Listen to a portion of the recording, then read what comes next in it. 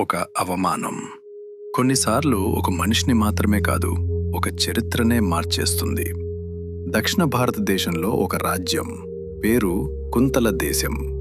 ఆ రాజ్యాన్ని పాలించిన రాజు శాతకర్ణి. ఆయన ధైర్యవంతుడు, కానీ ఒక లోపం ఉంది.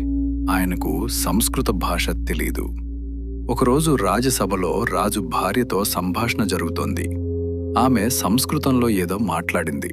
రాజుకు అర్థం కాలేదు. సభలో ఉన్నవారు నవ్వుకున్నారు. అది చిన్న విషయం అనిపించవచ్చు, కానీ రాజుకు అది అవమానం. ఆ రోజే ఆయన ఒక నిర్ణయం తీసుకున్నాడు. నేను సంస్కృతం నేర్చుకుంటాను. నా రాజ్యంలో సంస్కృతం గౌరవ స్థానంలో ఉంటుంది. అంతటితో ఆగలేదు. సంస్కృతాన్ని సులభంగా నేర్పే ఒక వ్యాకరణ గ్రంథం అవసరం అని భావించాడు. అప్పుడు ముందుకు వచ్చాడు ఒక పండితుడు. ఆయన పేరు శర్వవర్మ. అతను సంస్కృత వ్యాకరణాన్ని సంక్షిప్తంగా, సులభంగా, చిన్న నియమాల రూపంలో రాశాడు. ఆ గ్రంథమే కాతంత్ర వ్యాకరణం. ఈ వ్యాకరణాన్ని కలాప వ్యాకరణం అని కూడా అంటారు. ఎందుకంటే ఇది పాణిని మహర్షి రచించిన విశాలమైన వ్యాకరణం కంటే చాలా సరళంగా ఉంటుంది.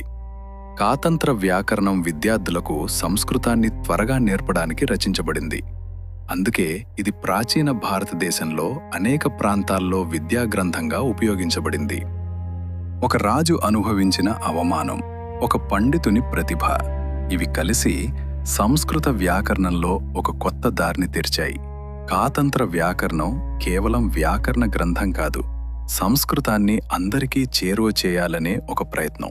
ఇంకా ఇలాంటి ఆసక్తికరమైన సంస్కృత గ్రంథాల గురించి మరో వీడియోలో కలుద్దాం. ఏకదంత ఛానల్ను సబ్స్క్రైబ్ చేయండి మరియు www.ekadantha.in ద్వారా సంస్కృతాన్ని నేర్చుకోవడం ప్రారంభించండి. పునర్మిలామః.